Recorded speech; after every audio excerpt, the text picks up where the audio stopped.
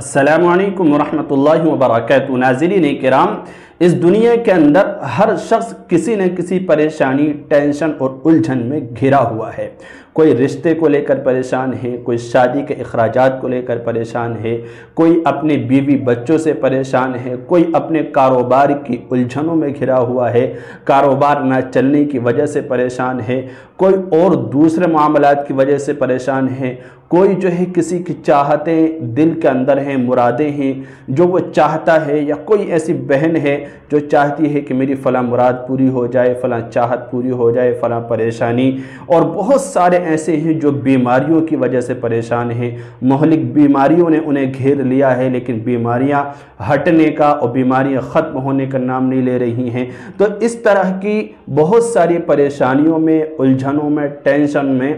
ہر کوئی، یعنی کوئی نہ کوئی کسی نہ کسی طرح کی الجھن میں گھرا ہوا ہے۔ تو میں آپ کو اس ویڈیو کے اندر ایک عمل بتلاؤں گا صلاۃ الحاجت کا، وہ آپ کو کرنا ہے۔ اس کی وجہ سے انشاءاللہ اللہ رب العزت اس کی ہر طرح کی پریشانی، اس کی تنگی اور اس کی جو بھی مرادیں ہیں وہ بھی پورے کرے گا، اور ہر طرح کی الجھن سے اسے نجات مرحمت فرما دے گا۔ یہ عمل بہت ہی خاص عمل ہے، اور ہوتا یہ ہے کہ جب کوئی پریشانی آتی ہے تو انسان ادھر ادھر کی بھاگا دوڑی میں رک جاتا ہے، ٹینشن میں رہتا ہے اور سوچ میں ڈوبا رہتا ہے اور الٹے سیدھے کام کرنے لگتا ہے، لیکن جو کام کرنا چاہیے پریشانی میں یا آزمائش میں، تکلیف میں، وہ کام نہیں کرتا ہے، جس کی وجہ سے پریشانیاں بڑھتی چلے جاتی ہیں، الجھنیں اس کے اندر اضافہ ہوتا چلا جاتا ہے، بیماریاں بڑھتی جاتی ہیں۔ دیکھیے، سب کچھ کرنے والا، مصیبت ہو یا پریشانی ہو یا ان کو ختم کرنے والا اگر کوئی ذات ہے تو وہ اللہ تعالیٰ ہے۔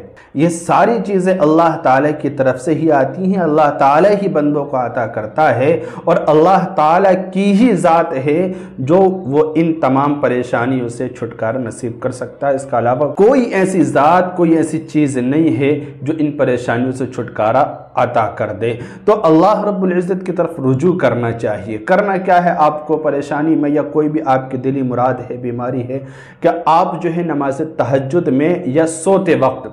2 رکعت صلاۃ الحاجت پڑھیں۔ صلاۃ الحاجت کس طرح سے پڑھنی ہے، کون سی صورت پڑھنی ہے، میں آپ کو بتانے جا رہا ہوں، اسی طرح سے وہی صورت آپ کو پڑھنی ہے۔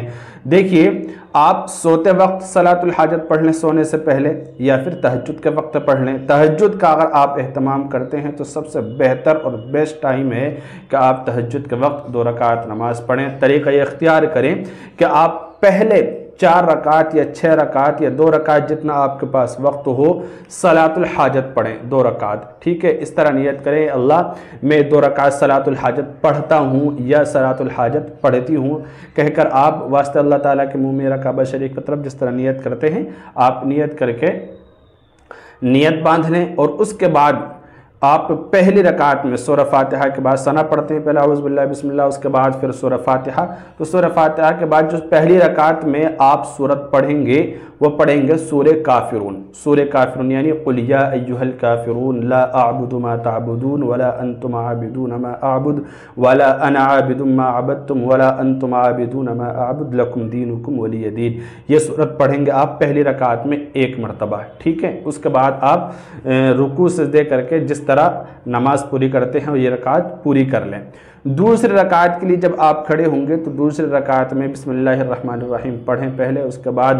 سورہ فاتحہ پڑھیں، ولا الضالین کے بعد آمین کہہ کے بسم اللہ پڑھیں۔ اس کے بعد 3 مرتبہ آپ کو سورہ اخلاص پڑھنی ہے، جو اماں پارے کے اندر ایک چھوٹی سی صورت ہے، قل هو اللہ احد اللہ الصمد لم یلد ولم یولد ولم یکن لہ کفوا احد۔ یہ چھوٹی سی صورت ہے، اس صورت کو آپ کو 3 مرتبہ پڑھنا ہے۔ یہ صورت 3 مرتبہ پڑھیں، اس کے بعد آپ اپنی نماز پوری کرتے ہیں جس طرح نماز پوری کی جاتی ہے۔ آپ یہ 2 رکعت صلاۃ الحاجت پڑھ لیں نماز تہجد کے بعد میں، ٹھیک ہے؟ پھر آپ بیٹھے بیٹھے اپنی جگہ استغفار کی ایک تسبیح پڑھیں، ایک تسبیح استغفار کی، استغفر اللہ استغفر اللہ استغفر اللہ۔ ایک تسبیح کا مطلب 100 مرتبہ آپ یہ استغفار پڑھیں۔ 100 مرتبہ استغفار کے بعد آپ 100 مرتبہ درود شریف پڑھیں۔ پہلے درود شریف پڑھ لیں یا استغفار پڑھ لیں، جیسے چاہے کر لیں، لیکن یہ 2 تسبیح پڑھنی ہے، ایک استغفار کی، ایک درود شریف کی، ٹھیک ہے؟ تو یہ 4 عمل ہو گئے، نمبر 1 تہجد، نمبر 2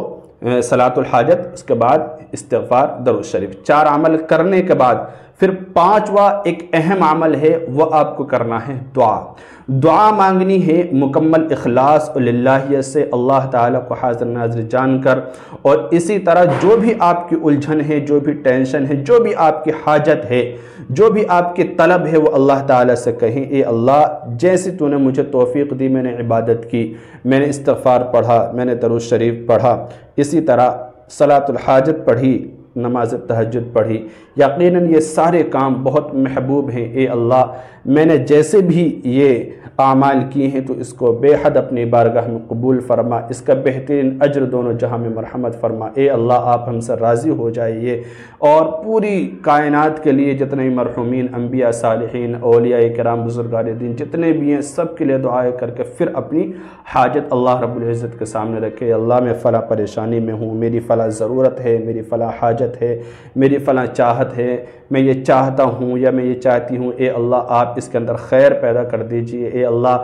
میرے حق میں جو بہتر ہو آپ وہ انتظام کر دیجئے، وہ حالات بنا دیجئے، کوئی بھی ہے آپ اس طرح اپنا آپ کو نیچا بنا کر کمزور بنا کر اللہ تعالیٰ سے دعا کریں، انشاءاللہ آپ کی یہ ضرورت بہت جلد پوری ہو جائے گی۔ سب سے بہترین طریقہ یہی ہے، جو لوگ رشتے شادی کے لیے پریشان رہتے ہیں تو انہیں چاہیے کہ وہ یہ طریقہ اپنائیں، جن کو یہ شکایت رہتی ہے کہ میرے بھائی راضی نہیں ہو رہے، میں فلاں جگہ رشتہ کرنا چاہتی ہوں، یا بھائی کہتے ہیں میں فلاں جگہ رشتہ کرنا چاہتا ہوں کہ والدین ناراض ہیں، وہ راضی نہیں ہو رہے، رشتہ نہیں کر رہے، عمر زیادہ ہو، اس طرح کے جو کمنٹس آتے ہیں یا لوگ سوالات کرتے ہیں کوئی وظیفہ بتا جی، اس سے بہتر وظیفہ کوئی نہیں ہے۔ آپ نمازوں کا اہتمام کیجیے، دعا کیجیے، صلاۃ الحاجت پڑھ کر اللہ رب العزت کو راضی کیجیے، اللہ تعالیٰ سے توفیق طلب کیجیے کہ اے اللہ اس طرح کے حالات میرے ساتھ چل رہے ہیں، اللہ اس کے اندر خیر پیدا کر دیجیے، آپ کی طرف سے جو فیصلہ ہوگا، جو آپ میرے والدین کے دل میں یا میرے دل میں بات ڈالیں گے وہی میرے حق میں بہتر ہوگی۔ اس طرح سے آپ مکمل یقین اور اطمینان کے ساتھ دعا کیجیے، انشاءاللہ کوئی نہ کوئی حل اللہ کی طرف سے نکل کے آئے گا، اور جو بھی نکل کے آئے، جس کی طرف آپ کا دل مائل ہو جائے، والدین آپ کو جس کام کی طرف مائل کریں، یعنی جائز معاملات میں ناجائز طریقے سے ظلمن نہیں بلکہ اچھی طرح سے جو بھی اچھا مشورہ والدین تھے ان کو مانتے ہوئے آپ آنکھ بند کر کے اس کو قبول کریں اور اپنی زندگی کی شروعات کیجئے، تو یہ عمل کیجئے، انشاءاللہ بے حد نفع ہوگا، بہت فائدہ ہوگا۔ اللہ تعالی عمل کی توفیق دے۔ السلام علیکم ورحمۃ اللہ وبرکاتہ۔